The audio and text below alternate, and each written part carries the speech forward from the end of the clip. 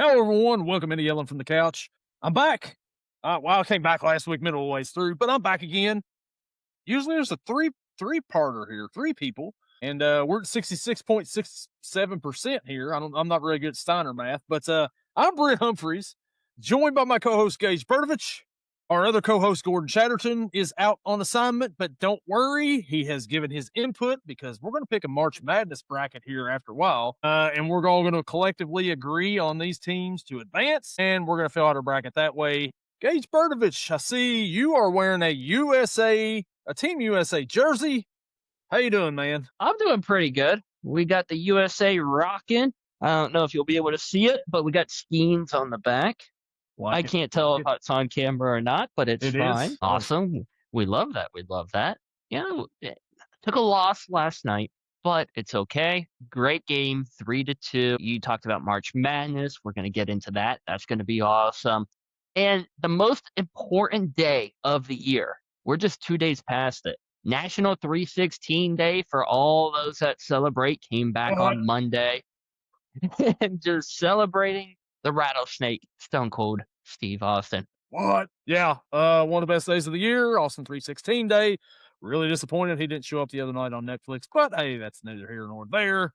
But so you mentioned it just a little bit ago.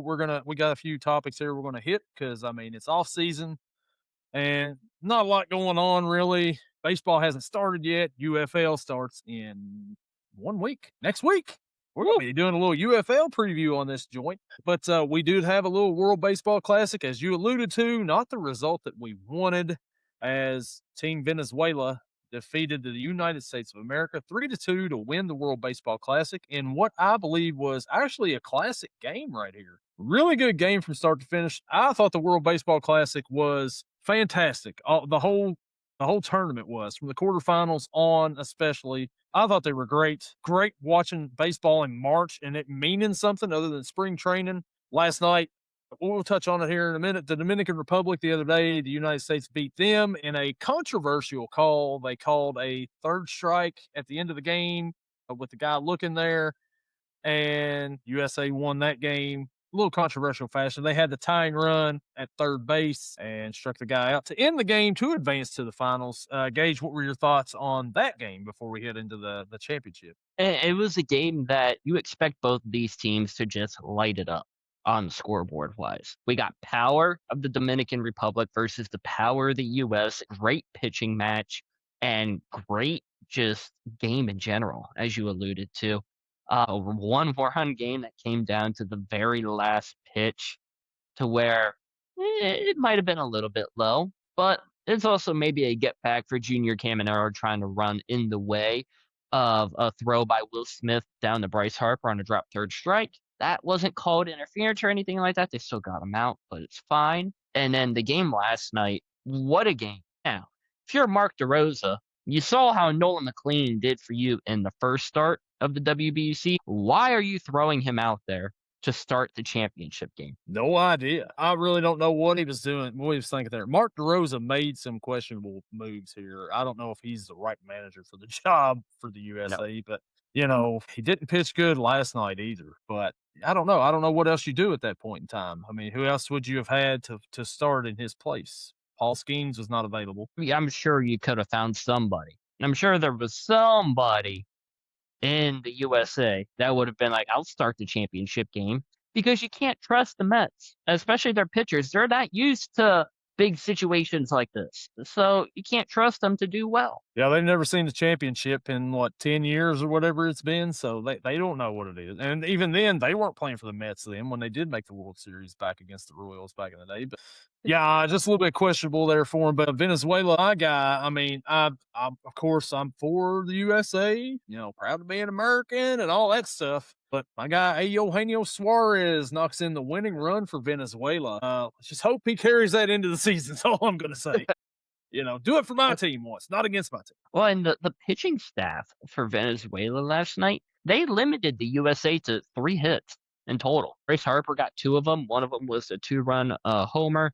And then It was big, huge. And then Bryce Terang with the other hit. Everyone else took the over. Bobby Witt over 3. Aaron Judge over 4, who never shows up in big moments. Struck Schwarber out. over 3. So Yep. it's like all these guys that you expect the firepower to come from, non-existent last night. Shout out and hats off to the Venezuela pitching staff. Yeah, absolutely. And Aaron Judge, as you mentioned, didn't do anything in the big moments. Bryce Harper just hits a 2-run home run to tie the game in the bottom of the 8th, and then Aaron Judge comes up there, and you're like, man, he could give us a lead right here, and the guy strikes out. And it's like, okay, he's Yeah. not clutch. He's not clutch at all. So And if you want to talk about Mark DeRosa making some questionable decisions, you go to Garrett Whitlock in the bottom of the ninth, or sorry, top of the ninth, to try to get the outs you need, keep it tied, send it to the bottom half of the inning, and Garrett Whitlock gives up the RBI double to Eugenio Suárez. When you have a guy that would have possibly been used, and he only throws 103 miles an hour and has some devastating breaking balls, and that's Mason Miller. Why go to Whitlock and not Miller in a situation like that? Miller was pretty nasty in that game against the Dominican Republic. I mean, he was even fooling the umpires, of course, as you Yeah. can tell there. I also thought Griffin Jacks played a pretty good game, the 2 appearances that he had in the semis and the championship game. But, to go with Whitlock there, man, I don't know. And then the starting pitcher, you go with McLean there, and it's just not good for the USA. But, I mean, 3-2, they had a chance to win it. They didn't. Congrats to Venezuela, their first ever World Baseball Classic win. So good on them, I guess. We'll have to get them again in 3 years or whatever it is. And if you asked, oh, who would you have thrown out there to start if it wasn't McLean? Garrett Whitlock is a starter, I believe. I could be wrong, but he sounds like a starter. I'm just looking 7-3 record, 2.25 ERA. Those feel like starter numbers. I also could be 100% wrong, but at that point, just do a bullpen game. You have a great bullpen. Yeah. Your bullpen is better than Nolan McLean. Yeah, I don't see why you would. You do it in the regular season if it come down to that. So why not do it in the World Baseball Classic? I don't Yeah. think anybody's calling Mark DeRosa anytime soon to say, "Hey, you want to manage our club?" I wouldn't. No, but I'm sure he'll get the call in 3 years. Hey, you want to manage Team USA again? No, at that point, like Albert Pujols is the manager of the Dominican Republic. Gail Cabrera is the manager of Venezuela. Just get a former player out here. Get a great American like Joey Votto out. Oh, wait a second. No, but and get a player out there that actually was. I mean, you got 2 greats there coaching these other 2 teams, managing these other 2 teams. Mark DeRosa wasn't a great when he played. He wasn't even a good at most point in time. So maybe go out and get a great to coach him to manage him the next go around. I don't. And Francisco Cervelli, manager for Team Italy, former catcher for the Bucks, and I think for the Yankees and elsewhere. But yeah, why not have a player who was good in his time? I'm not saying Cervelli is one, but the other 2 are potential Hall of Famers, and just lead the way. I don't get it. Yeah, I don't get it either, but that's our baseball for this part of the segment because we still got spring training. And to be honest with you, I haven't really paid much attention to spring training going on because of the World Baseball Classic. I know that we've got baseball opening day starts next Thursday. I'm looking forward to it. I mean, you see who I got behind me here. The man of the offseason, the man of the season, depending on where he starts out, Mr. Connor Griffin. Personally, I don't think he'll start on the big league level, especially if you have the lockout that we're supposed to get next year. If they bring him up too early, they lose a year of team control because of that. I want him to come up, but I'm afraid that Pittsburgh will do what they always do.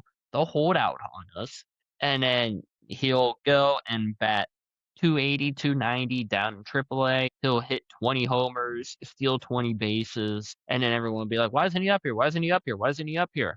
And then, September will come, the rosters will expand, he'll get the call up, and then bat 100 with 20 strikeouts. And it's like, okay, well, you didn't give him much time to develop to major league pitching. And oh, by the way, we don't have baseball next year, so he still can't continue to develop in real lifetime. Man, hopefully they got baseball next year. Let's not talk that into existence. But Connor Griffin was the talk of like the first week of spring training. I remember we had a topic of him on here. He hit 2 home Yep. runs and was like, "This guy's a phenom." And he's kind of tailed off a little bit after that. But he's a young guy. He's still 19 years old. He's got all the potential in the world. Developing, pretty good.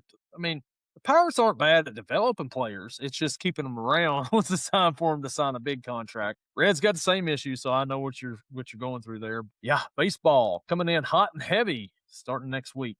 Can't wait. And it's not even like the Pirates aren't that good at developing people. I can't think of many players, especially like on the current roster, who they had from the time that they drafted them to the time right now in the majors that are just phenomenal. Paul Skeens, obviously, is the outlier here. But what else you got? McCutcheon. McCutcheon's not even on the team. He's bounced Well, around for 20 years. I was thinking before he was there for a while. Brian Reynolds, I'm thinking like current team. And like Brian Reynolds wasn't even drafted by Pittsburgh. He was acquired in a trade with the Giants, I believe it was, where they sent Andrew McCutcheon out to San Francisco in that trade. Henry Davis, another former number 1 overall draft pick, has absolutely just been awful in his time in the majors. I believe he was 0 for 17 in spring training before like yesterday or the day before where he finally got his first hit. I know catching, you're not expecting a guy to hit great, but I'm expecting the guy to hit at least over 210. I would love that. Too bad you don't have a Tyler Stevenson on your teams. All I'm saying. Yeah, I wish I had a Shea Langelier or an Alejandro Kirk. JT Realmuto. They had a chance to sign him in free agency, and nope, we're gonna let him go back home. Yeah, the Reds had a chance too, twice. Nothing. But let's get back into a little NFL. There was a pretty big move here that happened this past week. Yeah. Engage that. That is the Bengals signed Josh Johnson, free agent quarterback, who spent last season at Washington.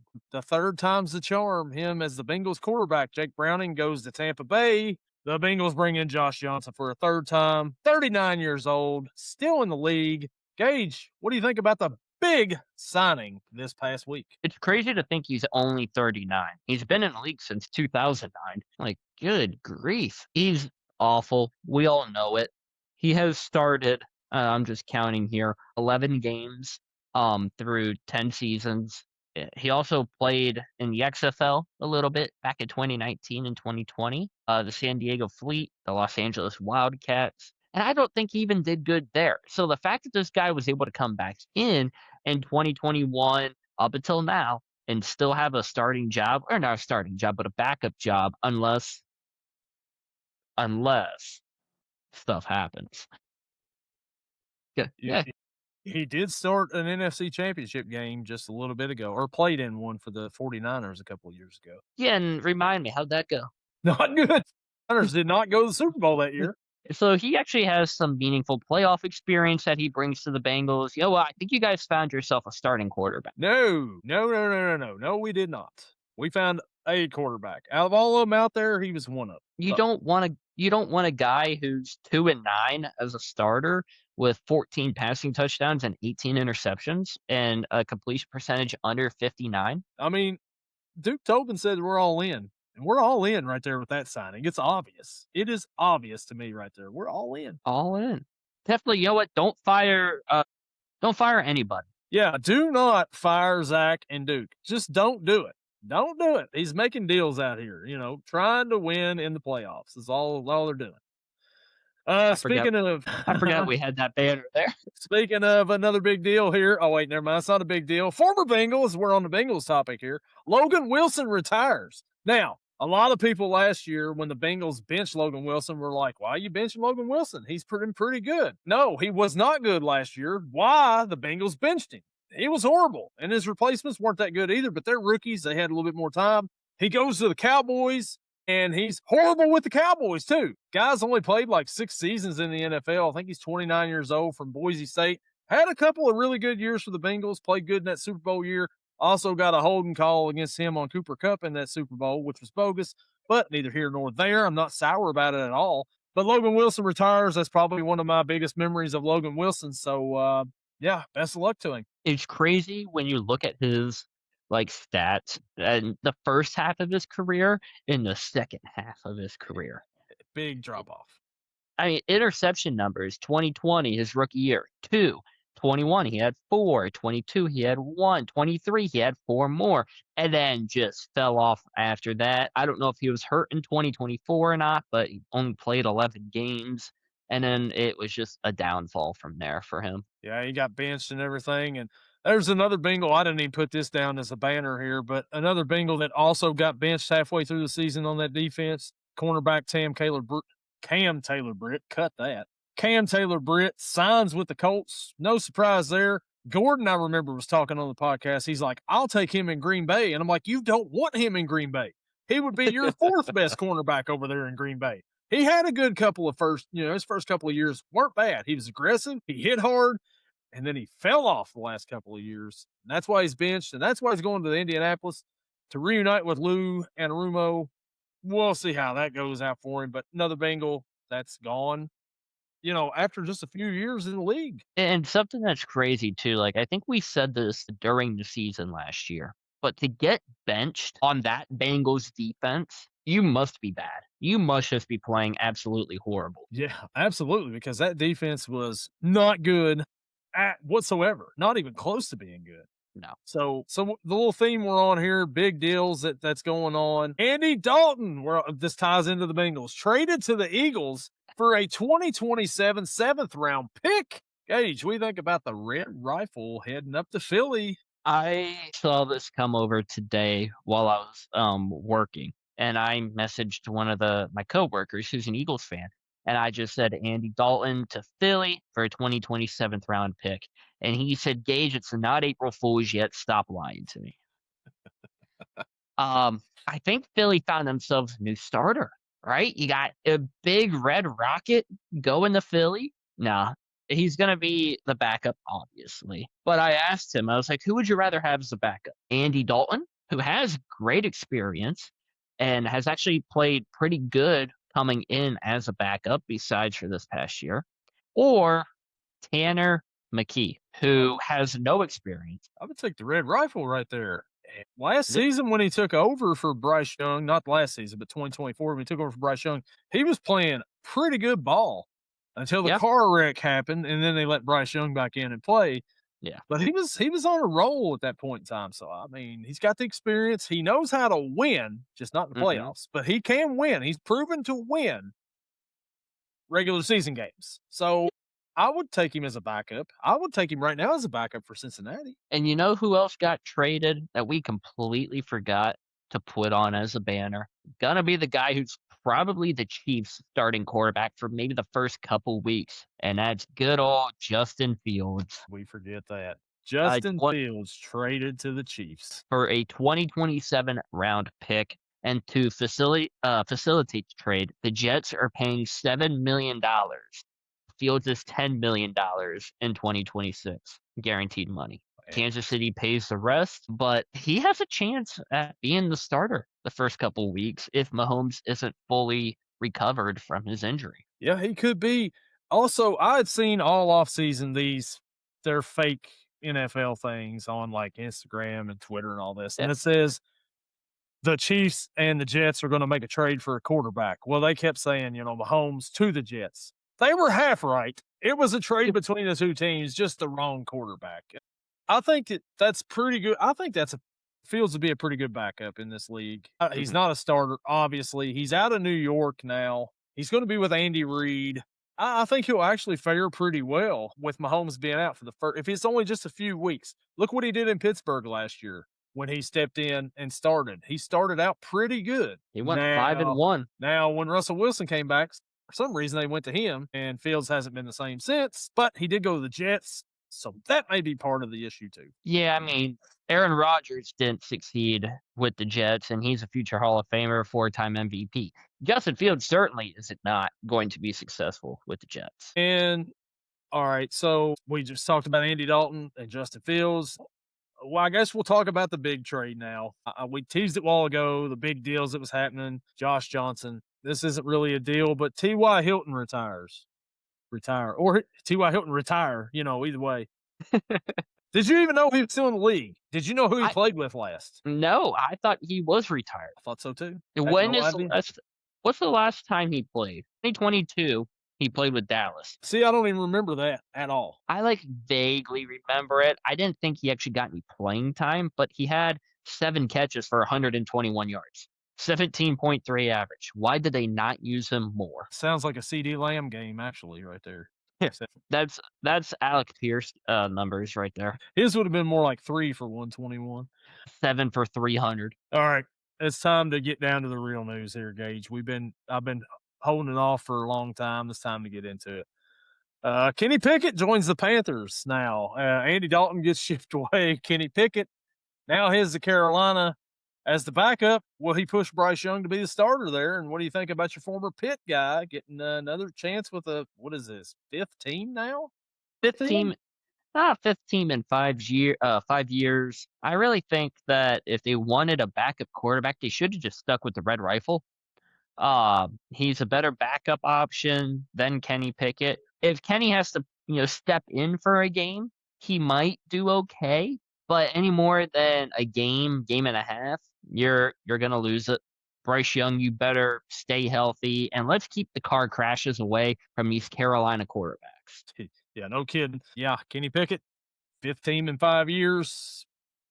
Career backup. That's what he is. All right. Time to get serious. Hollywood Brown signs with the Philly Eagles. H, what do you think about Hollywood Brown going to Philly? Well, this just means replacing the end. AJ Brown, right? That's what I was gonna say. This just means the end of AJ Brown in Philly, right? It's got to be Hollywood. Yeah. I mean, who wouldn't want I mean, Hollywood as your number 1 receiver or 2 potentially behind Smith? yeah. I mean, AJ Brown's just gonna get shipped off to a team. My guess, he's gonna go off to a team like, oh, I don't know, the Tennessee Titans or something like that. Been there, done that. Yeah. He's going to join his But former coach in New England now to replace Diggs. that would be kind of funny. That would be. I think you would see another Patriots Super Bowl run if that was the case. Tennessee Uh, fans would lose their mind if AJ Brown goes and joins Mike Vrabel in New England. They would, but you know what? It'd be a sight to see. But they're already trying to steal Pittsburgh's logo. Sorry. Yeah. Okay. Wow. All right. No, Hollywood Brown joined in the Eagles. The Eagles lost their number 3 from last year, Jahan Dotson, as he goes and signs elsewhere in free agency. It's a good signing. I like Hollywood Brown. He's your deep ball threat guy. He's got speed. In 1 year, I believe it was $6.5 million. So it's kind of like hey, you're a rental player basically for a season. If he can stay healthy and they like you said, deep ball threat right there. If you do happen to get AJ Brown back and Devonta Smith, that could be a dangerous little signing there for Philly right there. I like that if they can, bring back the pieces. Because, I mean, that's a deep threat right there, and he usually makes some big plays. I hated when he played in Baltimore because of that deep threat ability. Yeah. But we'll see how it goes for him. All right. Now, it's time to stop screwing around here, guys. Guys, me and you are guys. I mean, Gordon, you're out there somewhere. How you doing? But let's get to the big deal of the week. Colts signed former Notre Dame basketball player Carson Tout at tight end.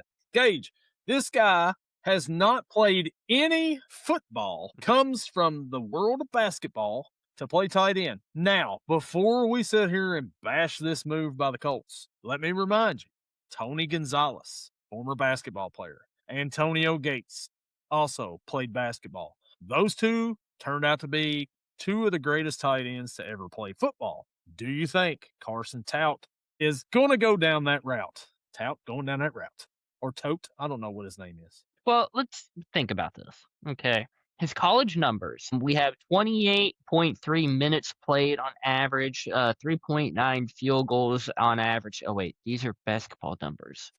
Oops. This guy has never played, no football experience, none whatsoever. Didn't play in elementary school, didn't play in junior high, didn't play middle school, didn't play football in college, and then his college basketball teams. Yeah, I was going to say, tell me how long he's been in college, Gage. Well, let's see. In the 2020, did not play. Transfer 2020 to 2021, Northern Arizona. 2021 to 2022, Northern Arizona. 2022 to 2023, Northern Arizona. 2023 to 2024 did not play, injury slash redshirt. 2024 to 2025 Northern Arizona, and 2025 to 2026 Notre Dame. Wait a minute, that's 7 years. That, wait a second here. Did he go to be a doctor?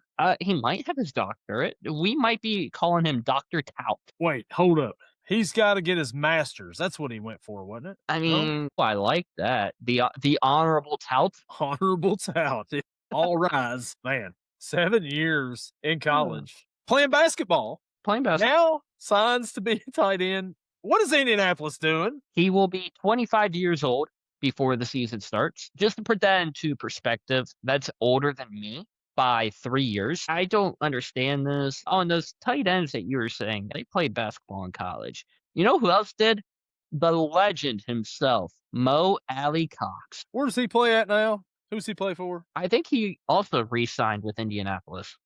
That's interesting there. And they've got something for these tight ends. And you know what? Mo Alley-Cox, not really that great of a tight end. I would say that what's the guy's Tyler Warren is their number one target at tight end now. Oh, yeah, I forgot he was there as well. Gordon will be going nuts right now knowing that we're talking about Mo Alley-Cox on this podcast. And don't you dare disrespect the legend of Mo Alley-Cox, all right? He has 16 career touchdowns. Now, that career may span over 8 seasons, but he has 16 career touchdowns. He also has 1,550 receiving yards across 125 games. Look, all I'm going to say is this guy's 25 years old. To put that in perspective, Jamar Chase is 26 years old. Just turned 26 years old and has been playing. This is going to be his 5th, 6th season into the league. So that kind of puts it in perspective. This guy's just now coming out of college. I mean, what's the issue with that? I don't see it. I mean, Juju Smith-Schuster was only 21 when he entered the league. Like, geez. Enough Juju talk. So let's get to the big deal here, actually, of the week, and that is Jalen Waddle traded to the Broncos for a 1st-round pick, a 4th-round pick, and a 6th-round pick. I also think the Dolphins also sent a 6th-round pick to the Broncos for that trade. Obviously, a huge deal right here in the NFL. The Miami Dolphins fire sale is going on. They have, I think Shefty put it out here, they have $175 million of dead cap space next season. Wow. And people was asking about Achane, and they're like, nope, he is not for sale. Yeah. Now, I know when we were going through free agency signings last week, we were talking about Malik Willis and how this probably isn't going to be a good thing, blah, blah, blah, but he might do well. He had a receiver to at least throw the ball to. Now it's likely not going to go well because you're giving the guy nothing. Malik Washington, I think, is the number 1 receiver. They signed Tutu Atwell. Big deal. You are talking about setting a guy up for failure right here. You signed him to the deal. He has potential. You give him some weapons that may help out. Now you're bringing him in here, and he's kind of a lame duck quarterback back there. You got him, and you got Achane, or how does he pronounce it now? I think he said something else now. Anyways, I know that. Yeah, that was ETN. ETN. A10, I think it's. But anyways, Achane. Anyways, it doesn't matter. But you bring this guy in, you sign him, you hope that he'll come in and do something for your team, give him a spark, new quarterback back there, fresh start. You trade all his weapons away. You're setting him up for failure. And I don't know if I could think of, at least in recent time, a worse wide receiver room on a team for a season. It's really bad. I mean, I think the Saints at one point, they had a pretty bad one without Michael Thomas and without Chris Olave. But this might even be worse. Yeah, I think it is worse. I can't even think of anybody else that plays there right now. Is Braxton Berrios still there? No, I believe he's Houston. Anyway, you talk about a team next year who has got the potential to be the 1st pick in the 2027 NFL draft. The Miami Dolphins select Arch Manning. It's the way it's looking right now. It's bad. Them and the Jets. The AFC East has been a 2-team race for a little while. It's definitely going to be that way next year. These 2 teams are going to be fighting for who's getting the number 1 pick. It's awful. Yeah. And you want to, here's the receivers. You ready for this? Malik Washington, already said him. Tutu Atwell, already said him. Jalen Tolbert, that's a name for you. How about Theo Weiss Jr.? I don't even know who that is. Oh, you want to know about guys you have no idea? AJ Henning. Is that Kurt Henning's son? Maybe. Never know. Is he Mr. Perfect Jr.? Maybe might be his grandson at this point in time. I don't know. We also got Terrence Marshall Jr., I believe a former Raven, if I remember correctly. Former LSU Tiger with Joe Burrow. And then the last one listed, Taj Washington. What a room. And do they still have Storm Duck? Well, let's see here. If so, that might be their only chance as a cornerback for the Miami Dolphins. So he's still there. So they're actually trying on defense here, but not on offensive side, as we could tell, with Storm Duck. I'm actually very upset. Storm Duck is listed as the 4th string left corner. And it's like, okay, you can't tell me he's worse than Juju Brents, Darrell Baker Jr., Ethan Bonner, Jason Marshall Jr., Alex Austin, or Marco Wilson. I thought we were waiting on next week to do our XFL preview or UFL preview. Oh, yeah, you're right. That's my bad. Oh, wait, they also got AJ Green the third. Did you say AJ Green? The third. Yep. Well, I'm glad to see the former Bengals wide receiver's son has a landing spot in Miami as a cornerback.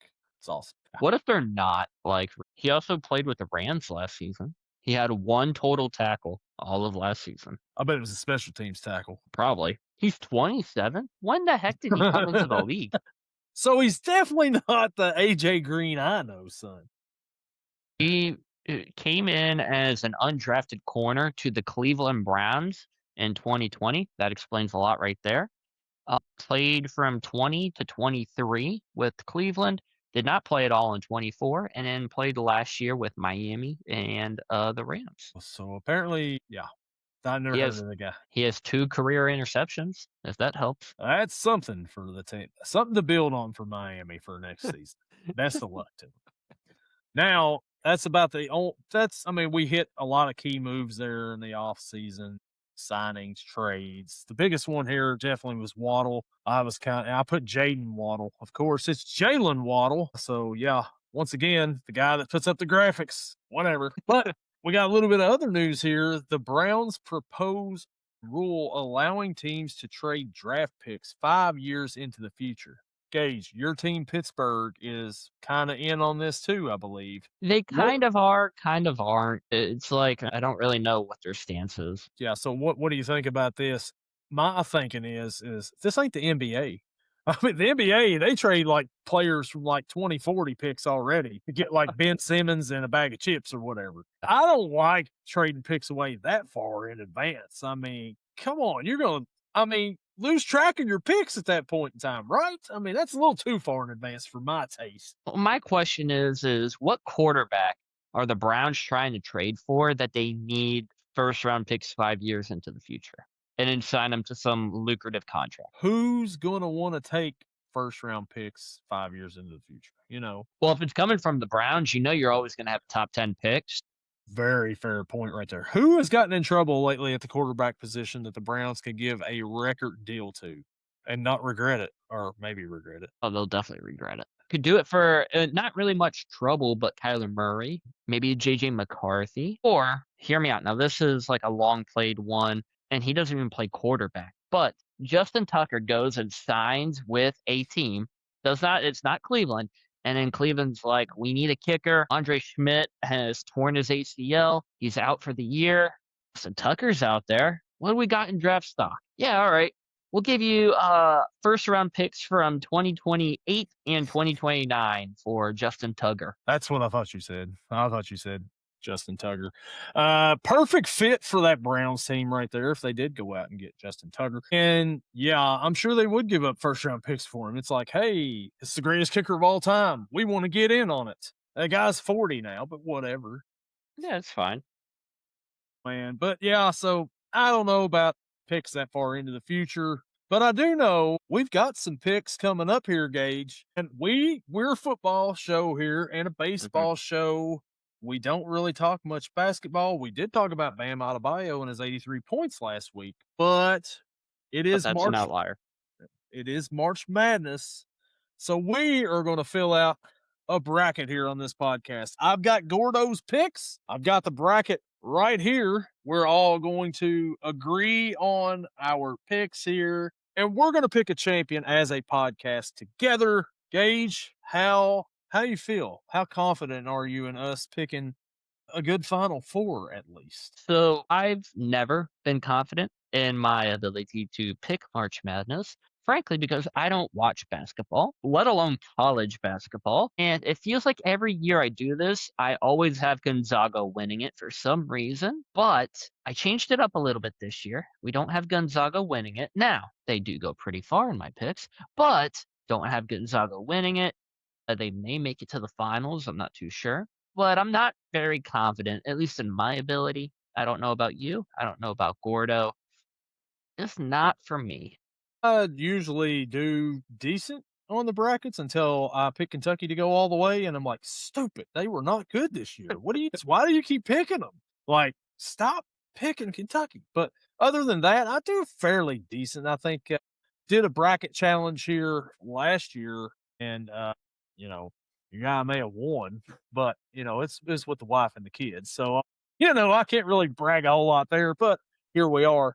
So let's just get into it, Gage. Let's start out with the East Regional Bracket and the number 1 seed, Duke, facing number 16, Siena. I've got Duke winning this one. I'm hoping you I've pick the same. Gordon also yeah, has Duke. I've also picked Duke. It would have been funny if I was just like underdog pick already. Sienna, 16 taken out one. Then we got Ohio State and TCU. I think TCU wins this game. Gordon obviously has Ohio State because he's an Ohio State fan. I don't know which way you're going here, Gage, but whichever way you go, we'll pick. I went with TCU as well. The 9 over the 8. Sorry, Gordo, but your Buckeyes, we think, are going to get bounced early. The St. John's Johnnies and the Northern Iowa Panthers, I think it is. The 5-12 matchup, there's usually an upset here. St. John's has former Kentucky coach Rick Pitino. Rick Pitino is a great head coach. I think St. John's kind of got slighted here being the 5 seed. I've got the Johnnies going on to the sweet round of 32. I've also got the Johnnies taken out Northern Iowa. No upset quite yet. Gordon had Northern Iowa there. He said he wants to see the Panthers growl.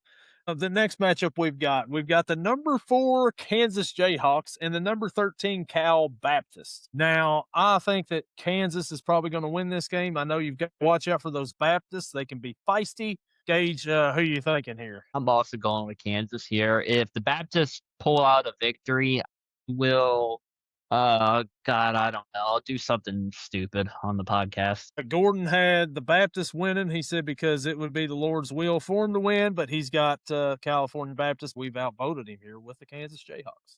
The next matchup we've got number 6 Louisville Cardinals and the number 11 South Florida Bulls. Me personally, I hate Louisville. I think this is a perfect spot here for an upset. I actually think Louisville has their best player out tomorrow in the first round. I think the South Florida Bulls pull off the 11-6 upset. Gage, what do you got? I've also got South Florida going on the upset. Gordon also says in solidarity with me, he's going against Louisville, as he's called them Loserville. He's also got the Bulls going on. The 3-14 matchup in the East, Michigan State and North Dakota State. I'm not even sure what they are. The Bison, or is that just North Dakota? No idea. Trey Lance did not go there. I think he went to just regular North Dakota. Maybe he went to North Dakota State. I really can't remember. Doesn't matter. I got Sparty in this one. Who do you got, Gage? Yeah, I cannot take the upset here. Give me Michigan State. Gordon also has Michigan State as a Big Ten team. So the next matchup we've got UCLA and UCF, the battle of abbreviations. This one here I think could be a good game. UCF, Central Florida, pretty good team here out of the Big 12, but I think UCLA actually gets the win. I've actually taken this as my first upset, really, the 10 over the 7. I'm going to go UCF. And Gordo also picks UCF because Michael Jordan's son went there. Alrighty, so there we go. The next matchup, we've got number 2, UConn and Furman Merman. Number 15, Furman Merman. UConn, I think, is one of the best teams in the tournament here. I think they can win it all. You can't win it all unless you don't win your first one. I've got UConn advancing. Yeah, I've also got UConn. Don't even know where Furman's at. Gordon also has UConn because he thinks they can win it all. The next matchup we've got, we go to the South region. The Florida Gators will face either Prairie View or Lehigh, which that game may be final right now. Have no idea. But I've got the Gators in this one, obviously. Yeah, give me the Gators. They're not gonna lose right away. Gordo also has the Gators. Next matchup, 8-9 matchup, the Clemson Tigers and the Iowa Hawkeyes in the most boring game of the tournament. I'll probably go with Clemson because whatever. What do you think, Gage? I've taken the Hawkeyes in this one. Gordo also has the Hawkeyes because they're a Big Ten team, just like his Buckeyes. Buckeyes and Hawkeyes. The next matchup we've got number 5 Vanderbilt and number 12 McNeese Nuts. Cut that. I'm gonna go with Vandy here because of SEC. Vandy just beat Florida, blew them out in the SEC tournaments. I've got Vandy advancing. I've also got Vandy advancing. And Gordo, he had McNeese as a 12-5 because he loves Crazy. the name. Number 4, Nebraska faces a guy named Troy in the first round matchup. I'm going to go Nebraska. They've never won an NCAA tournament game. I think they finally get their first win in the tournament here. Plus, when one guy named Troy is facing a team, I've got to pick the team with the 5 guys. Gage, what do you think? Yeah, I'm gonna go Nebraska just for the same reason. I'm not too sure what Troy's last name is, but unless it's Jordan, I highly doubt that he's gonna pull off the victory. Yeah, Gordo also has Nebraska because of Big Ten reasons. Next matchup we've got number 6 North Carolina, number 11 VCU. This one here could be a little tricky. North Carolina is without their best player Caleb Wilson. VCU's a tough, scrappy little team, but I think that the Tar Heels will pull out the first round win here. What do you think, Gage? Yeah, I've also got UNC winning this one. Yeah, Gordo had VCU because he thought it was, some different initials here, but we won't talk about them on the podcast here. But yeah, I think he just kind of got confused there. So we're going with Team Unk to go on to the next matchup. The next matchup we have the number 3 Illinois Fighting Illini and the number 14 Penn Quakers. I think number 3 Illinois is going to win this one here. They're number 3. Penn's probably, if we were having an ACT matchup here or SAT matchup, I would probably go Penn, Ivy League and all that junk. But give me the Fighting Illini. Yeah, I definitely think the Quakers are just gonna be quaking in their shoes the entire time. Give me Illinois. Gordo also Illinois because Big Ten. The next matchup we've got number 7 St. Mary's going to play some buckyball against the Texas A&M Aggies. Texas A&M, the 10 seed out of the SEC. I actually think that they'll pull off a win here. Actually, I like how they play that full court press, speed you up. They're not really that great, but if you haven't never seen that type of ball, it's difficult to play. Give me the A&M Aggies. I've actually went with St. Mary's on this one just because I know very little about both teams and they're the higher seed. Gordon also has St. Mary's because of the same reason he had Cal Baptist earlier. We won't go back to that one. Number 2, Houston Cougars, and the number 15, Idaho Vandals. Give me Houston in this one. I think they've got a potential to make a Final Four run. And once again, you can't go to the Final Four if you don't win your first one. Give me the Cougs. Yep. Roll Cougs. Let's go Houston. Roll Cougs. And we head over to the West. Go West, young man. The number 1 seed, Arizona Wildcats, and the LIU Long Island Sharks. I've got Arizona winning this one, of course. Arizona is a juggernaut. Yeah, I feel like this is going to be the biggest blowout of the first round. Give me Arizona. Gordo also has Arizona advancing, although he does really like the Sharks. I don't know if he's talking about the animal or the team, but that's just what he put down here. But we've got the Wildcats advancing here on the podcast. The next matchup, another Wildcat team, the Villanova Wildcats and the Utah State Aggies. Utah State Aggies. Gage, I'm going to go with Utah State here in a small little bit of an upset because I just don't know nothing about either one of these teams, to be honest with you. Yeah, this is another one that's like I pick the same team every year. I'm going to go Villanova in this one. We're actually going to roll with Utah State here because Gordon picks Utah State because Jordan Love went to Utah State. Makes sense. Makes sense. Yep, that's it. Number 5, Wisconsin. Number 12, High Point.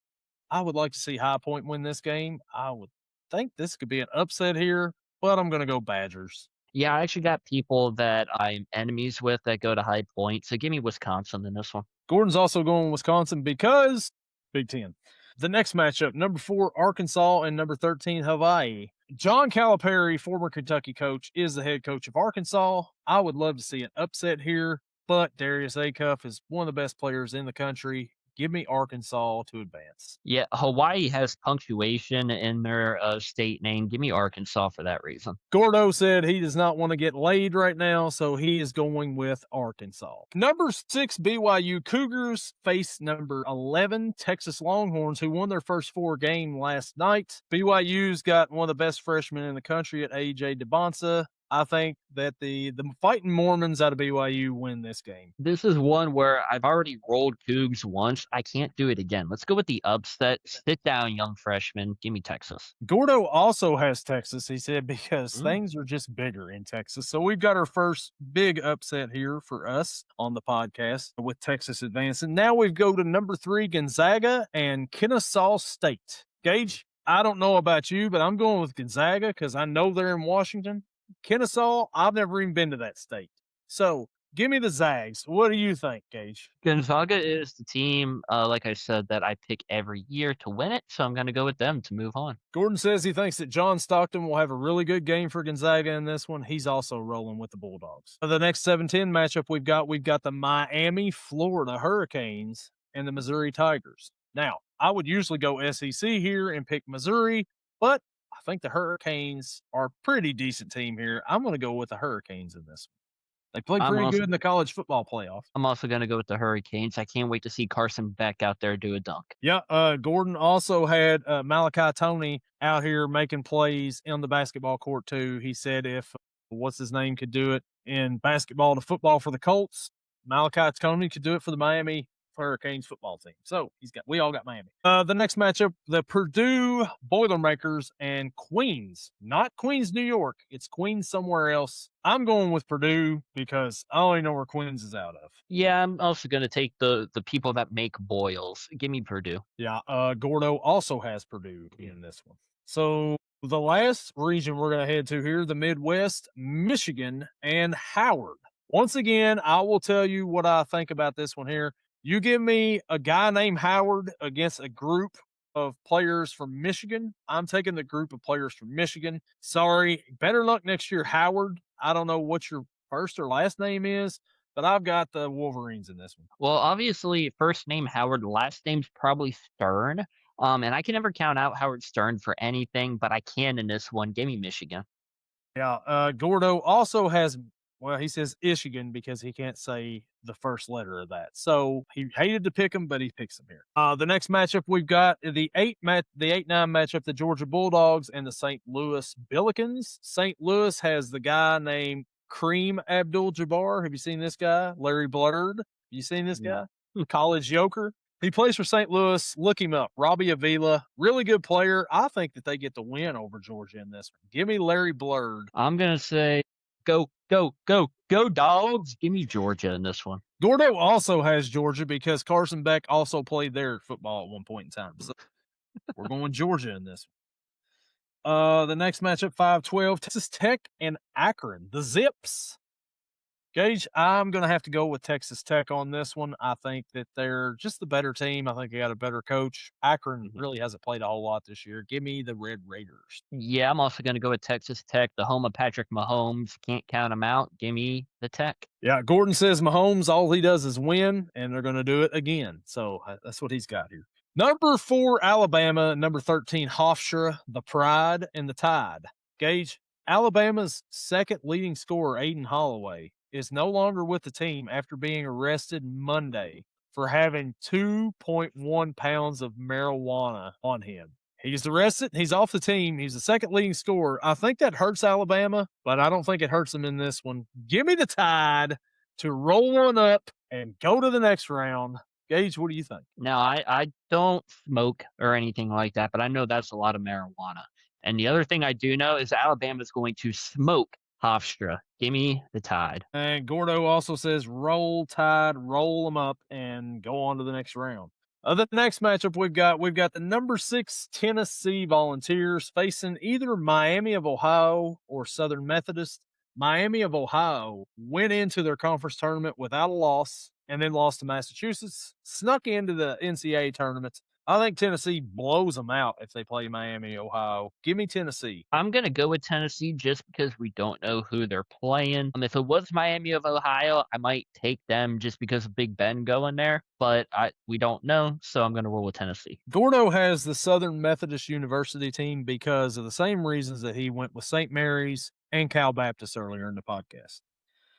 The 3-14 matchup, the Virginia Cavaliers and the Wright State team. I'm going to go with the Virginia Cavaliers here. Give me Virginia. Give me Virginia. Again, this comes another one where there is no state named after this. I don't know where Wright is located, so give me Virginia. Wright is located in Dayton, Ohio. Gordon really likes that because he is a Buckeye himself, but he's going to have to roll with Virginia here. He can't go with it. Wow. The 7-10 matchup, the Kentucky Wildcats faces the Santa Clara Broncos.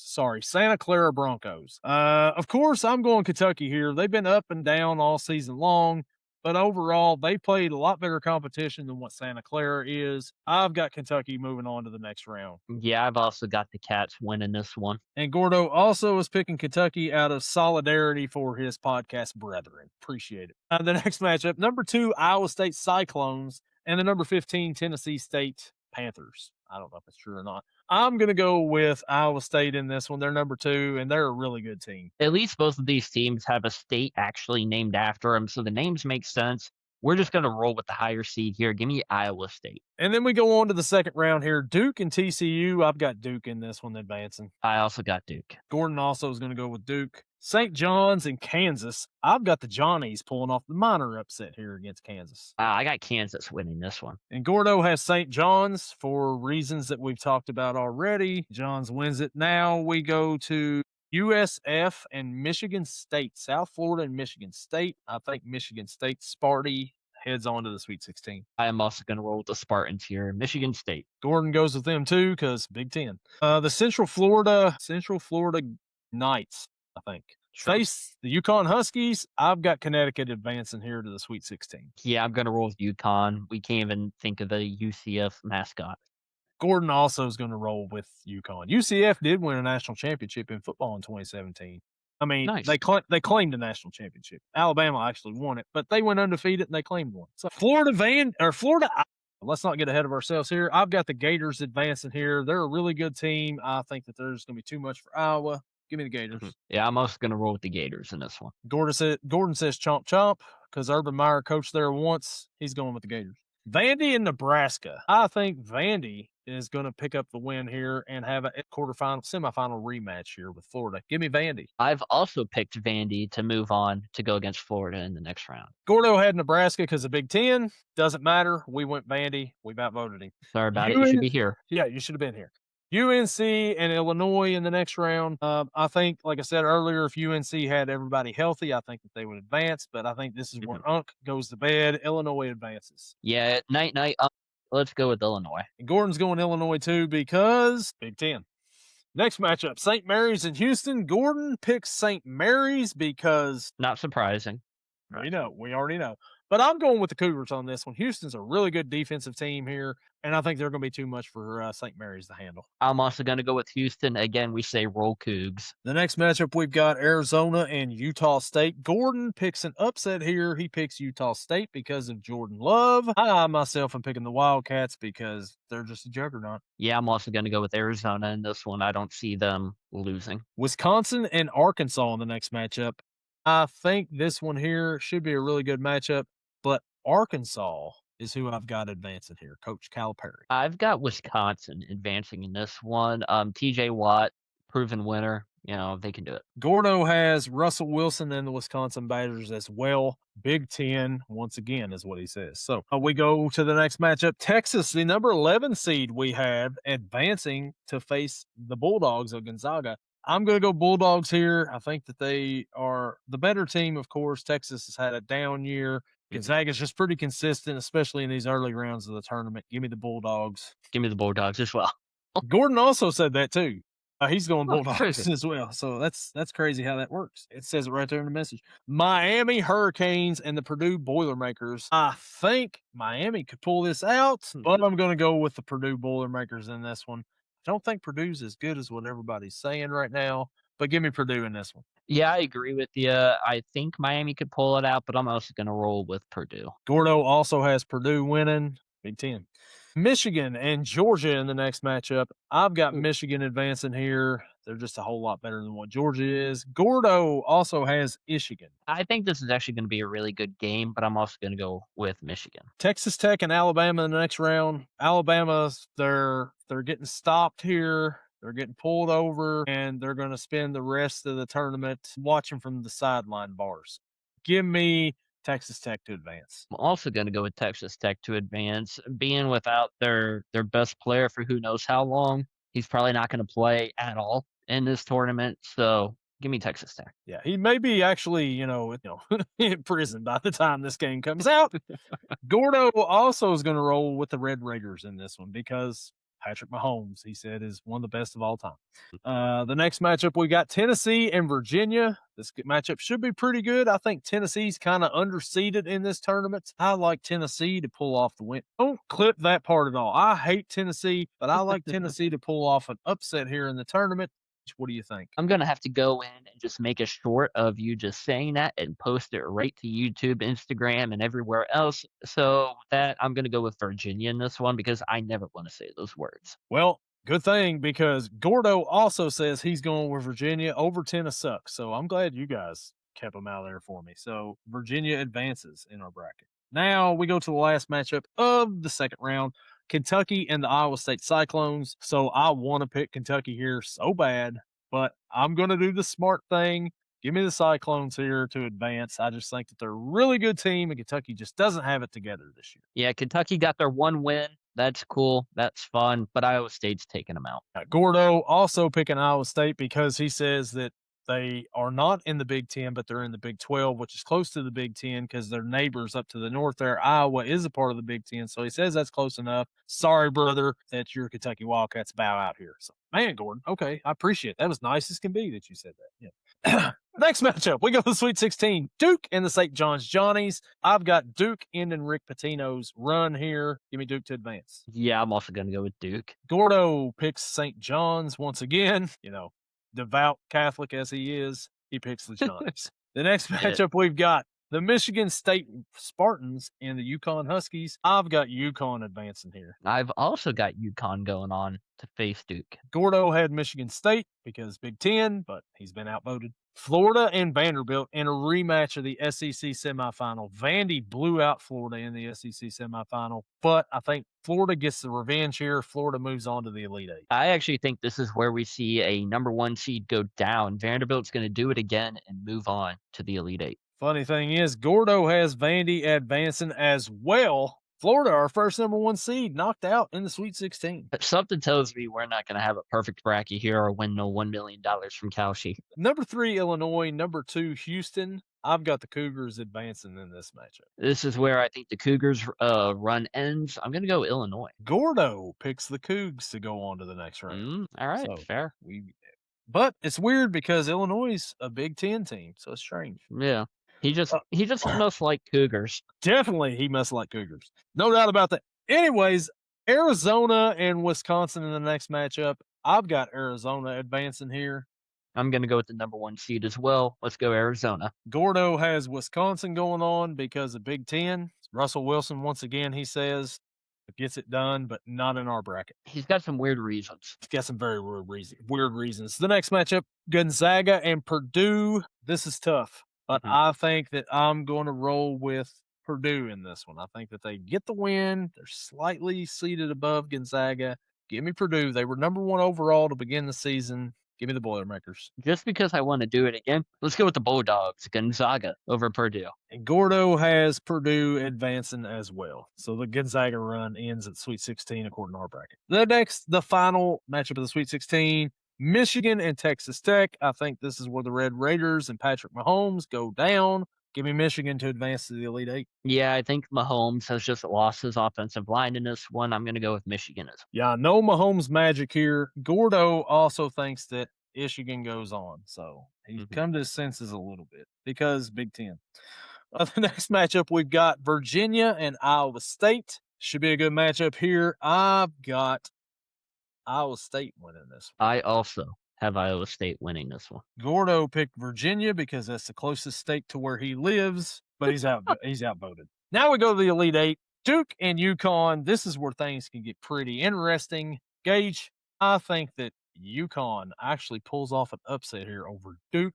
What do you think? I actually have the number 1 seed Duke continuing on, so I'm gonna roll with Duke. Gordo also has Duke advancing to the Final Four in this one. So we've got Duke as our first Final Four team. Now let's see who joins them. Vanderbilt and Houston for a spot at the Final Four here. Gage, I'm going to go roll Cougs once again. I think that they make it to the Final Four here. What do you think? As much as I would love for that to happen, I think Vandy pulls out the win here. I'm gonna go Vanderbilt. Gordo is also going to go Houston because of the Cougar factor once again. Now we go over to the other bracket. We go to the Arizona Wildcats and the Purdue Boilermakers. I've got the Arizona Wildcats going on. I also have the Wildcats. And what I was going to say, Gordo has Purdue going on because of Big Ten, but at this point in time, it's Purdue.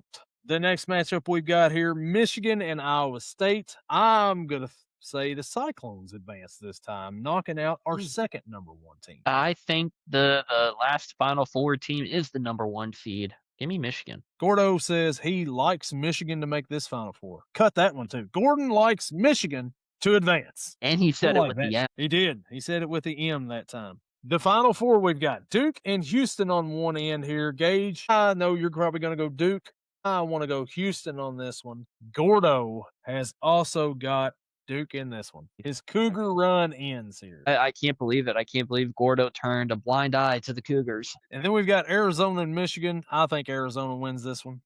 Man, this is going to be a good one. I'm also going to roll with Arizona. Gordo thinks that this is where Michigan falls off and lose like they do all the time. He says right here, they lose, always lose, keep losing. Michigan loses. So now we're down to the championship game, Duke and Arizona. Gage, my national championship pick out of this right here. I think that Arizona pulls it out and cuts down the nets on that Monday night. Wow. I'm rolling with Duke in this one. They're my actual bracket winner. I got to take it for the podcast bracket as well. Gordo has the Wildcats winning this one as well. Wow. So he actually had Purdue winning, but once they got knocked out, he had to improvise.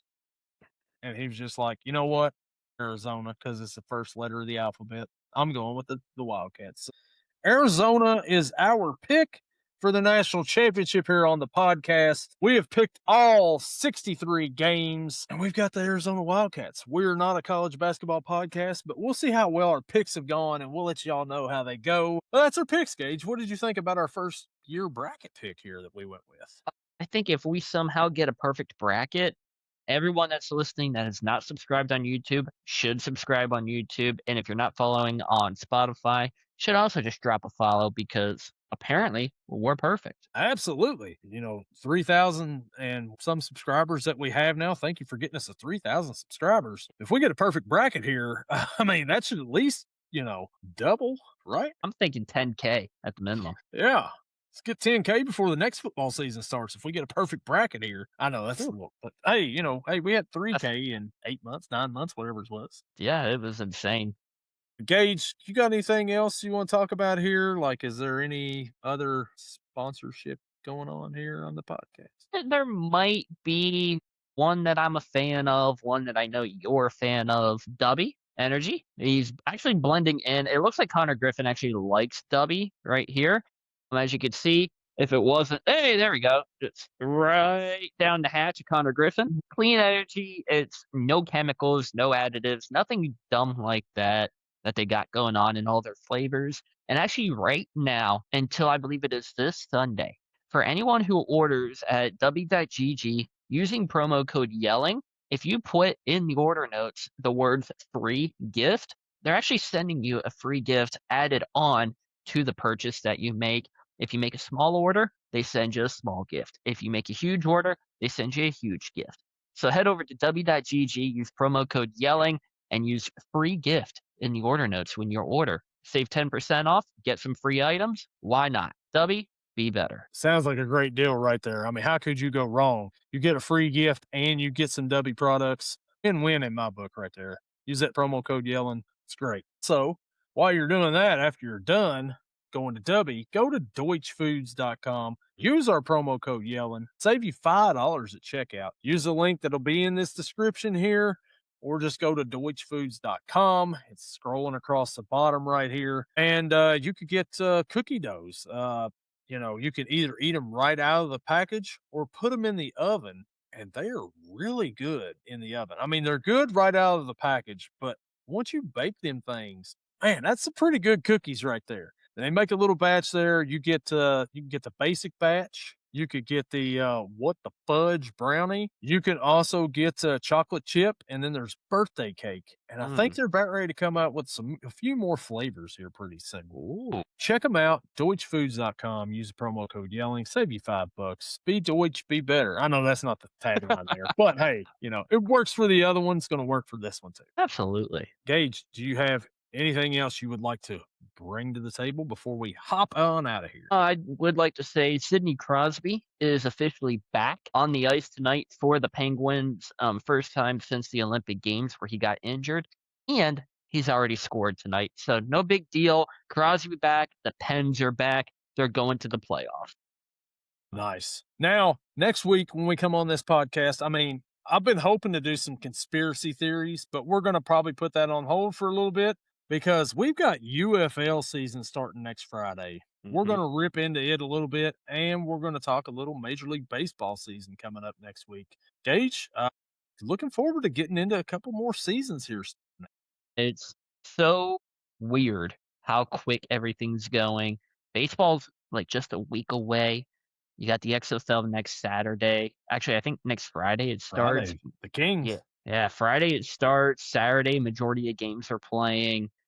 Football season's back, right? Yeah, absolutely. It's already back, and baseball season is going to be in full swing. And we'll be here to bring it to you every week. I'm Brent Humphreys. He's Gage Berdovich. Gordon Chatterton is out on assignment. Maybe he's watching his Buckeyes. Maybe he's watching some Cougars somewhere. Maybe he's, at the cathedral. I don't know where he's at, but he should join us back next week to talk some baseball, some UFL preview here on Yelling from the Couch. We'll see you all next week. Later.